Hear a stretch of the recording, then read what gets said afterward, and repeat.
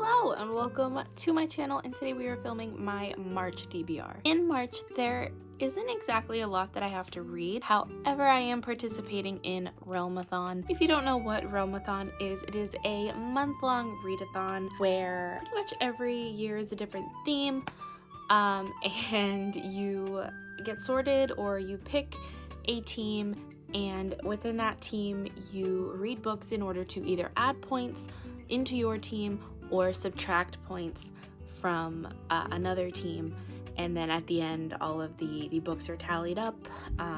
We find out who wins. So instead of my usual prompts, I have all of the prompts for Realmathon in my jar. I think there are about 30 total, and I've marked which are subtraction prompts and which are addition prompts.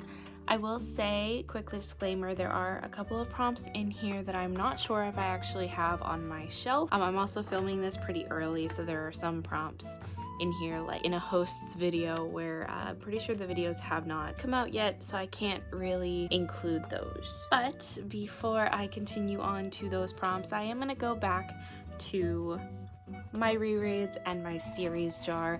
Last month I did not pull out of my reread jar, so I'm going to pull out of that first and figure out what I have to read in March. Okay. I'm okay with this.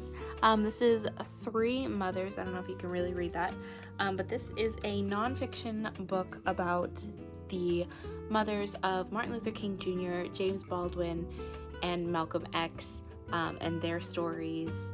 And their fights with the civil rights movement before their sons were born. I loved this when I first read it. I still have not been able to find a physical copy in a bookshop. I definitely could order it online, but I haven't gotten around to it yet. So we'll be rereading that one in March. And let's see which series I am continuing on with. Hopefully this is not the third month in a row where I have to buy something, because I really do want to limit my book buying. I spoke too soon. That's the Villain series. The first book is Vicious by V.E. Schwab. I think the second book is Vengeful. I am very excited to continue on with this series. I loved the first one. I'm not 100% sure what the second one is about though, so we'll learn together. With that being said, let us jump into the 5 picks for Realmathon. Pick number 1. A book with 2 or more. Okay, this one might be a cop-out. I don't know if I really have a lot of books with 2 or more authors on my shelf that aren't short story collections. So I recently picked up Mad Hatters and March Hares. This is a short story collection set in the world of Alice in Wonderland. Anybody who knows me knows I love Alice in Wonderland very much. We're gonna give this a go. Short story collections and me haven't always mixed very well, but I have read another short story collection that plays with the Alice in Wonderland world, so we're gonna give this one a go and see how I like it. I ended up picking this up for, I think it was less than $4, so if I don't like it, it's not that big of a deal. Pick number 2. A Cassidy fave. Cassidy is the host of Realmathon. Hold on, let me scroll through some videos really quick. Okay, after much scrolling through videos, I finally found a book that she loves that I own, so I don't have to go out and buy another one. Alright, I found this in her Top 10 Fantasy series, and this is a series that I've been wanting to read for the longest time, and I've really been in the mood for a thick fantasy where I'm going to fall in love with the world and be immersed in the world, and I feel like this series is going to do it. But I'm very excited to jump into the Daevabad trilogy, the first one being City of Brass. This, I'm not sure much about it. I'm pretty sure it's set in Cairo, but I don't know much more than that, and I don't want to. I like going into thick, rich fantasy, knowing as little as possible, so you're probably not going to get much of a synopsis from me until I read this. The only thing is, it's very chunky, and we all know how long I take to get through thick books, but I'm still very excited, and I've heard many great things. Number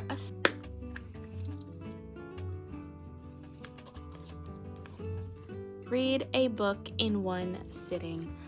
So I don't read very quickly. So this is probably going to have to be a short book or a manga.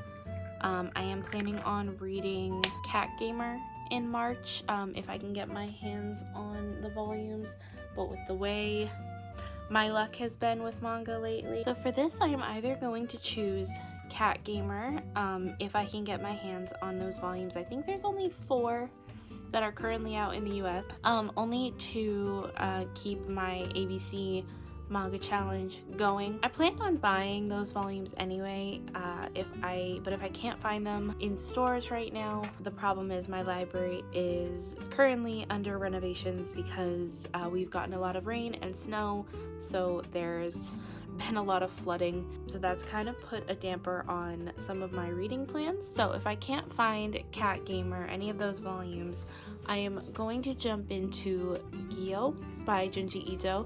Pretty sure that's how you say it. If not, please correct me in the comments. Even though it's pretty thick, I usually get so sucked into the Junji Ito worlds that I have no doubt that I can get through this pretty quickly.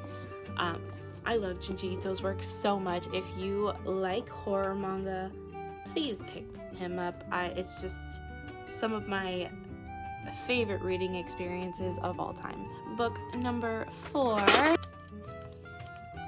a multi-point of view story. So we're gonna go with another thick fantasy for this one. And this is another one that is actually a recent addition to my shelves. Don't know a lot about it, but it promised a very rich world that I could fall in love with, and that is what I was looking for at the time. That's what I'm still looking for, and that is Son of the Storm. I picked this up very, very recently, and I'm very excited to actually be able to read this. I'm pretty sure it's multi-POVs, considering that almost every chapter starts with a new name, but I'm very excited. And lastly, pick number 5, a new to you author. So that could be a decent amount of my shelf, actually. So for this one, we're gonna pick Senlin Ascends. This is another new to me book. I bought it at the same time as Son of the Storm, and I've heard some really great things about this one. This one I know a little bit more about because I actually read the synopsis. But it follows this man who loses his bride shortly after they go on their honeymoon, and he has to try to find her by entering the Tower of Babel. Basically, this means I am starting 3 new fantasy series because I'm pretty sure these 2 are definitely part of a series. So I'm starting 3 new series that I definitely did not need to. But you know what?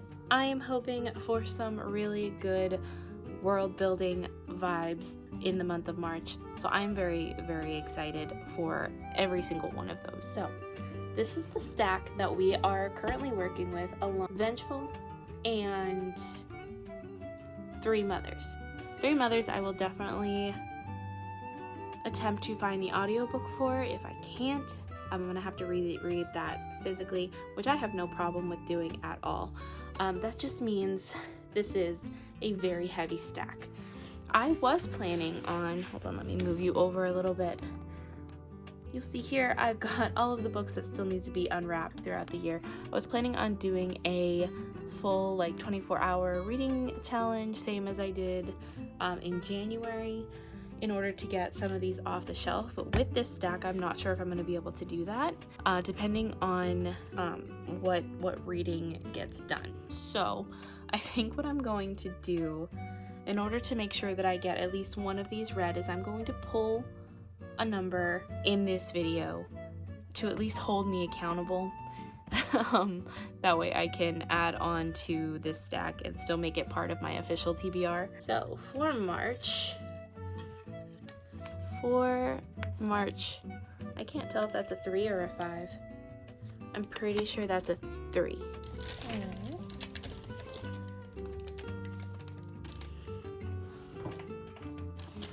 So we will be reading.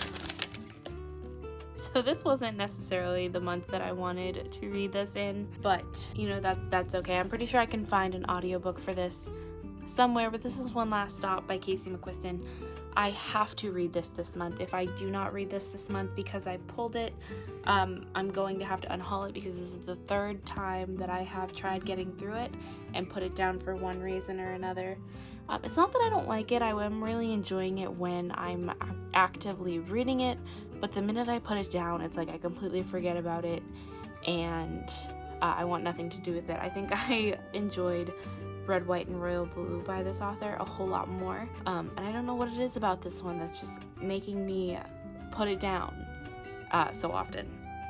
So this is the official stack along with those 2 other books that I have to add on, and you know, I'm pretty excited. Wish me luck. If you want to know how many of these I end up reading, be sure to hit that subscribe button and like this video if you liked it.